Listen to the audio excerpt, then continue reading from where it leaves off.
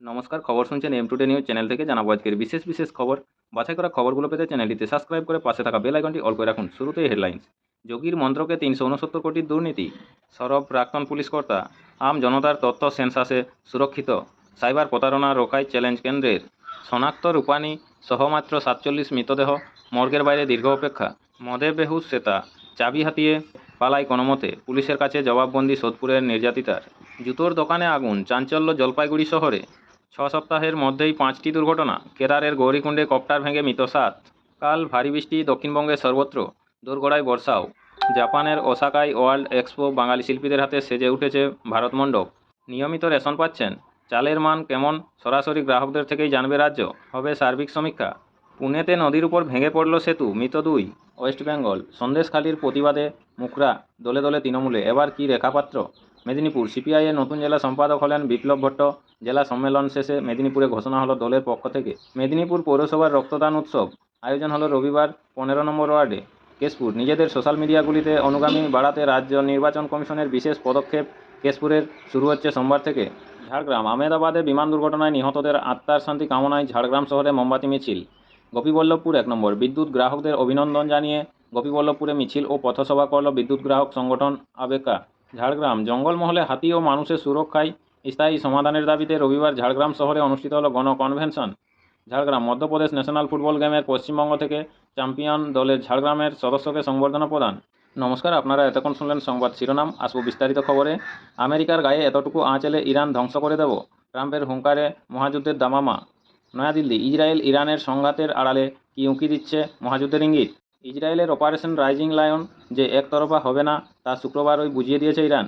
ইসরায়েলের মাটিতে একের পর এক আছড়ে পড়েছে ইরানের হজ কাসেম ব্যালিস্টিক ক্ষেপণাস্ত্র। তেহরান হুঁশিয়ারি দিয়েছে পশ্চিম এশিয়ায় আমেরিকা, ব্রিটেন বা ফ্রান্সের সেনাঘাঁটিগুলি কিন্তু তাদের পাল্লার মধ্যেই রয়েছে। ওই ৩ দেশ ইসরায়েলের পক্ষ নিলেই ফল ভুগতে হবে।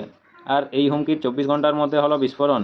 মার্কিন প্রেসিডেন্ট ডোনাল্ড ট্রাম্প দ্ব্যর্থহীন ভাষায় জানিয়ে দিলেন ইরানের উপর আক্রমণে আমেরিকার কোনো হাত নেই, কিন্তু আমেরিকার গায়ে যদি এতটুকু আঘাত লাগে তাহলে ইরানকে ধ্বংস করে দেব। মার্কিন সেনা এমন শক্তি প্রয়োগ করবে যা ইরান আগে কখনো দেখেনি। পরে অবশ্য ট্রাম্প দাবি করেন তিনি সহজেই ইরান ইসরায়েলের সংঘাত থামিয়ে দিতে পারেন। নজর করার মতো বিষয় হলো রাশিয়া ও ইউক্রেনের সংঘাত নিয়েও একই দাবি করেছিলেন মার্কিন প্রেসিডেন্ট। যদিও সেই যুদ্ধ এখনও থামেনি, তাই যুদ্ধবিরতির থেকে অনেক বেশি আশঙ্কার কেন্দ্রবিন্দুতে রয়েছে সংঘাতের মেঘ। ইতিমধ্যে ইরানের গ্যাস উত্তোলন কেন্দ্রে হামলা চালিয়েছে ইসরায়েল। এমনকি ইরানের প্রধান শাসক খামেনেইকে হত্যার ছকও তারা কষেছে বলে সূত্রের খবর। তা আটকে দিয়েছেন ট্রাম্প। এরই মধ্যে ব্রিটেন ও জার্মানি বার্তা দিয়েছে ইসরায়েলের পাশে থাকার, অন্যদিকে আবার ইরানের পক্ষ নিয়ে ক্ষেপণাস্ত্র হামলা শুরু করেছে ইয়েমেনের হুতি জঙ্গিরা। এরপর আমেরিকা যদি ইরানের উপর আক্রমণ চালায় তাহলে সংঘাত শুধু পশ্চিম এশিয়ায় সীমাবদ্ধ থাকবে না, তবে গোটা পরিস্থিতি নির্ভর করছে ইসরায়েল ও ইরানের উপর। ইরানের বিদেশমন্ত্রী আব্বাস আরাঘচি রবিবার স্পষ্ট জানিয়েছেন আগে ইসরায়েলকে সংযত হতে হবে, তাহলে তারাও আক্রমণ বন্ধ করবে। বৃহস্পতিবার ভোররাতে ইসরায়েলের প্রাথমিক টার্গেট ছিল ইরানের পরমাণু ও প্রতিরক্ষা কেন্দ্র। তেহরান তার প্রত্যুত্তর দিতেই ইরানের তেল ও প্রাকৃতিক গ্যাস উত্তোলন কেন্দ্রগুলিকে নিশানা করেছে তেল আভিভ। প্রধান লক্ষ্য ছিল বিশ্বের বৃহত্তম প্রাকৃতিক গ্যাস ভান্ডার সাউথ পারস এলাকা। শনিবার রাত থেকে কাতার সংলগ্ন ওই অঞ্চলে ড্রোন হামলা চালায় ইসরায়েলি সেনা। ক্ষতিগ্রস্ত হয় সাউথ পরসের ফেজ ১৪ জন। সাময়িকভাবে বন্ধ হয়ে যায় গ্যাস উত্তোলন। এছাড়া একটি জ্বালানি ভান্ডার ও তেহরান সংলগ্ন তেল পরিশোধনাগারেও আছড়ে পড়ে ড্রোন ও ক্ষেপণাস্ত্র। তেহরানের পুলিশ হেডকোয়ার্টারও হামলায় ক্ষতিগ্রস্ত হয়েছে। ইরানের অভিযোগ, ইসরায়েল ইচ্ছাকৃতভাবে এই সংঘাত ইরানের বাইরে ছড়িয়ে দিতে চাইছে। ইরানের বিদেশমন্ত্রীর দাবি, ইসরায়েলের এই পদক্ষেপ অন্তত বিপজ্জনক। এতে পারস্য উপসাগর এলাকায় নতুন জটিলতা তৈরি হবে, প্রভাব পড়বে আন্তর্জাতিক বাজারেও। তবে এরপরও যে আক্রমণের ঝাঁজ কমবে না তা স্পষ্ট করে দিয়েছে তেল আভিভ। ইরানের অস্ত্র কারখানার আশপাশের বাসিন্দাদের দ্রুত নিরাপদ জায়গায় যেতে বলেছে ইসরায়েলি সেনা। মনে করা হচ্ছে এরপর ওই কারখানাগুলিকে ধ্বংস করার পরিকল্পনা শুরু করেছে ইসরায়েল। এর মধ্যে ইরানে থাকা ভারতীয় পড়ুয়াদের নিরাপদ স্থানে সরিয়ে নিয়ে যাওয়া হয়েছে বলে খবর। ইরানের প্রত্যাঘাতে ইসরায়েলেও ক্ষয়ক্ষতির সংখ্যা বাড়ছে। দু দেশের লাগাতার মিসাইল হানার মধ্যেই রাতে রেড অ্যালার্ট জারি করে ইসরায়েল। প্রধানমন্ত্রী নেতানিয়াহু জানান সাধারণ নাগরিকদের মৃত্যুর জন্য ইরানকে চড়া মূল্য চোকাতে হবে। দেখে নেব আবহাওয়ার খবরটি কী রয়েছে। কাল ভারী বৃষ্টি দক্ষিণবঙ্গের সর্বত্র। দোরগোড়ায় বর্ষাও। কলকাতা। আগামীকাল মঙ্গলবার দক্ষিণবঙ্গের সব জেলাতেই বৃষ্টি আরও বাড়বে, কিন্তু জায়গায় ভারী বৃষ্টিও হবে, জানিয়েছে আবহাওয়া দপ্তর। মঙ্গলবার উপকূলবর্তী দক্ষিণ ২৪ পরগনা ও পূর্ব মেদিনীপুর জেলার কোনো কোনো জায়গায় অতি ভারী বৃষ্টির সম্ভাবনা আছে। এজন্য জারি করা হয়েছে কমলা সতর্কতা। আজ সোমবার ২ ২৪ পরগনা ও ২ মেদিনীপুর জেলার কোনো কোনো স্থানে ভারী বৃষ্টিও সম্ভাবনা আছে। সমুদ্র উত্তাল হাওয়ার আশঙ্কা। এজন্য মঙ্গল ও বুধবার পশ্চিমবঙ্গ, উড়িষ্যা, উপকূলের মৎস্যজীবীদের সমুদ্রে না যাওয়ার পরামর্শ দিয়েছে আবহাওয়া দপ্তর। উপকূলে হাওয়ার গতিবেগ ঘন্টায় সর্বোচ্চ 55 কিমি পর্যন্ত হতে পারে। উত্তর থেকে পশ্চিম বঙ্গোপসাগরে একটি ঘূর্ণাবর্ত থাকার জন্য আবহাওয়া পরিস্থিতির পরিবর্তন হচ্ছে। পশ্চিম মধ্য বঙ্গোপসাগরে আগে যে ঘূর্ণাবর্তটি তৈরি হয়েছিল সেটি এই ঘূর্ণাবর্তের সঙ্গেই যুক্ত হয়েছে। আলিপুর আবহাওয়া অফিসের অধিকর্তা হবিবুর রহমান বিশ্বাস জানান, তারা আশা করছেন মঙ্গল ও বুধবারের মধ্যেই দক্ষিণবঙ্গে বর্ষা প্রবেশ করে যাবে। কোনো এলাকায় বর্ষার আনুষ্ঠানিক ঘোষণা করার জন্য বায়ু প্রবাহের গতি প্রকৃতি ও বৃষ্টির পরিমাণের নির্দিষ্ট মাপকাঠি আছে।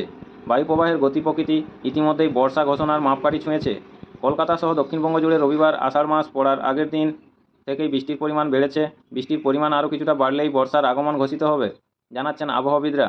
উত্তরবঙ্গের জেলাগুলিতে বিশেষ করে হিমালয় সংলগ্ন এলাকায় আগামী কিছুদিন ভারী বৃষ্টি হতে পারে। দক্ষিণবঙ্গে বর্ষা প্রবেশের পর 20 থেকে 26 জুনের মধ্যে উত্তর বঙ্গোপসাগরে ফের একটি ঘূর্ণাবর্ত বা নিম্নচাপ তৈরি হতে পারে। সেটি বর্ষাকে ফের সক্রিয় করবে বলে মনে করছেন আবহাওয়াবিদরা। আবহাওয়ার খবরটি এই পর্যন্তই। আপনাদের সকলকেই বলা হচ্ছে, যারা নিয়মিত গুরুত্বপূর্ণ খবরগুলো শুনতে চান অবশ্যই আমাদের চ্যানেলটি সাবস্ক্রাইব করে রাখুন। ফিরে আসবো খবরে। 6 সপ্তাহের মধ্যেই 5টি দুর্ঘটনা। কেদারের গৌরীকুণ্ডে কপ্টার ভেঙে মৃত 7। দেরাদুন, রবিবার ভোর 5টা 19 মিনিট পুণ্যার্থীদের নিয়ে কেদারনাথ থেকে গুপ্তকাশীর দিকে রওনা দিয়েছিল আরিয়ান এভিয়েশনের বেল 407 হেলিকপ্টার। অশনি সংকেত দিয়েই রেখেছিল খারাপ আবহাওয়া, তাও উড়েছিলেন পাইলট। দৃশ্যমানতার সমস্যাকে সঙ্গী করেই কয়েক মিনিট মাত্র, তারপরেই সব শেষ। তাড়া করে চলা আহমেদাবাদের আতঙ্কের মধ্যেই আরও এক বিপর্যয়।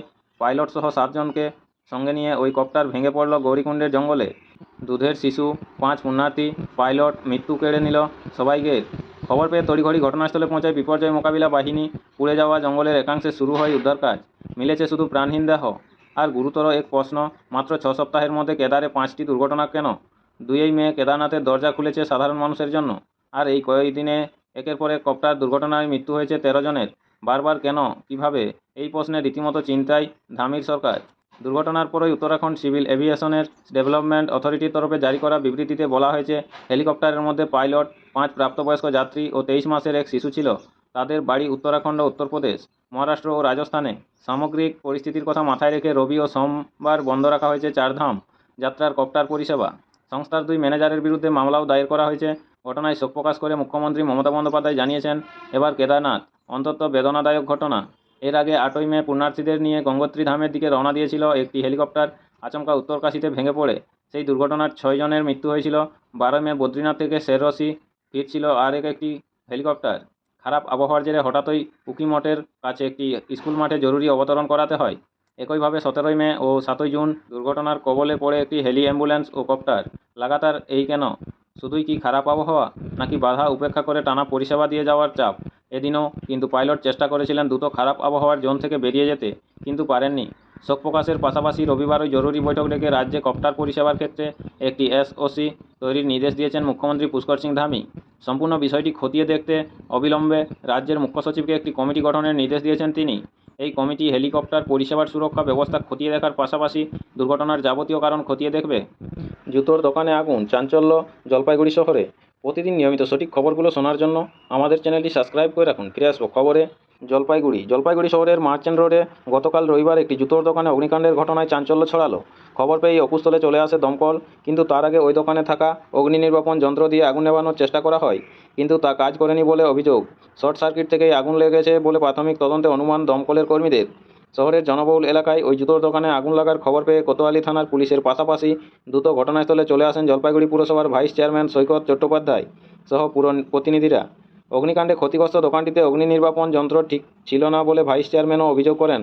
তার দাবি, শহরের দোকান ও শপিং মলগুলিতে নিজস্ব অগ্নি নির্বাপন ব্যবস্থা ঠিক আছে কিনা তা খতিয়ে দেখতে অবিলম্বে দমকল কর্তৃপক্ষের অভিযান চালানো উচিত। ওই অভিযানে পুলিশ ও পুরসভাকেও সঙ্গে নেওয়া দরকার। আম জনতার তথ্য সেন্সাসে সুরক্ষিত সাইবার প্রতারণা রোখায় চ্যালেঞ্জ কেন্দ্রের। নয়াদিল্লি, নরেন্দ্র মোদীর ডিজিটাল ভারত। সাইবার প্রতারণাও বটে। প্রতারকদের হাতে চাই শুধু একটাই অস্ত্র, ডেটা, তথ্য। আম আদমির তথ্য আর ভারতের সবচেয়ে বড় তথ্যভাণ্ডার কি? Census report. সাধারণ মানুষের প্রত্যেকটা খুঁটিনাটি তথ্য পাওয়া যায় এখানেই। আসন্ন জনগণনা তাই যত না গুরুত্বপূর্ণ, তার থেকে বেশি চ্যালেঞ্জেরও, কারণ এবার সবটাই হবে ডিজিটাল পদ্ধতিতে এবং কোডে।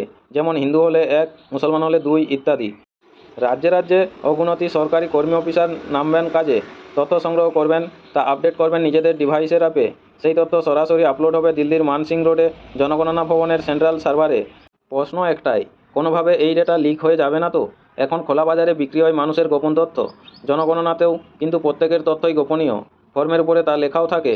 সবই যেখানে মানুষের উপর নির্ভরশীল তথ্য পাচারের সম্ভাবনা উড়িয়ে দিচ্ছে না কেন্দ্র। সেন্সাস ডেটা সুরক্ষিত করতে শুরু হয়েছে দফায় দফায় বৈঠক। চ্যালেঞ্জ একটাই, গোপন তথ্য সুরক্ষিত রাখা।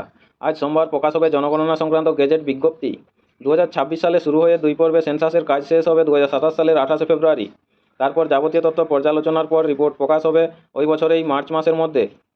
রবিবার বিকেলে এ ব্যাপারে সেন্সাস কমিশনার মৃত্যুঞ্জয় কুমার নারায়ণকে 6 কৃষ্ণ মেনন মর্গে নিজের বাংলোয় ডেকে বৈঠক করেছেন কেন্দ্রীয় স্বরাষ্ট্রমন্ত্রী অমিত শাহ। বিজ্ঞপ্তি প্রকাশের পর মঙ্গলবার কমিশনারকে ডেকেছেন কেন্দ্রীয় ক্যাবিনেট সচিবও। লক্ষ্য হল ডিজিটাল ভারতে সেন্সাসকে ডিজিটালি সুরক্ষিত রাখা এবং অবশ্যই তথ্য যাচাই। কোনোভাবেই যেন ভুল তথ্য সার্ভারে না ওঠে, যেমন বাবার বয়স 40, ছেলে 22, কিংবা পরিবারে 3 জন হিন্দু, 1 জন খ্রিস্টান। কেন্দ্রীয় স্তরে স্ক্রুটিনির পর এমন কোনো অস্বাভাবিক বা সন্দেহজনক তথ্য মিললেই সেই পরিবারের কাছে ফের যাচাই যাবেন জনগণনা কর্মী। দেখবেন কোনো ভুল তথ্য নেওয়া হয়েছে কিনা। পালক পিতার কাছে থাকেন, ধর্ম পরিবর্তন হয়েছে, যাচাই হবে সবটাই। উল্লেখযোগ্য বিষয় হলো এবার জনগণনার নথিতে যুক্ত হবে অন্যান্য আদার্স তথা সাধারণ নির্দিষ্ট জাতি বা কাস্ট। হিন্দু, শিখ এবং বৌদ্ধ ধর্মাবলম্বীরাই কেবলমাত্র তফসিলি জাতিভুক্ত হয়। উপজাতি যে কোনো ধর্মাবলম্বী হতে পারেন। সরকার ধন্দে আছে। অন্যদের মধ্যে যদি কেউ জাতি জানাতে না চান তাহলে কি হবে? সেই ঘর কি ফাঁকা রাখা হবে? ভারতের মতো দেশে এমন জাতির সংখ্যা প্রচুর, অথচ তার প্রমাণের সিংহভাগেরই কোনো শংসাপত্র নেই। তাহলে কি হেড অব দ্য ফ্যামিলির মুখের কথাই বিশ্বাস করা হবে? সেন্সাসের ডেটা শিট তৈরি হচ্ছে প্রশ্ন নিয়েই। নমস্কার, এখনকার স্ট্যান্ড সংবাদটি এই পর্যন্তই। পরবর্তী সংবাদটি পেতে চ্যানেলটিতে সাবস্ক্রাইব করে পাশে থাকা বেল আইকনটি অল করে রাখুন। সবাই ভালো থাকুন, সুস্থ থাকুন। দেখা হচ্ছে পরের আপডেট খবরটিতে। ধন্যবাদ।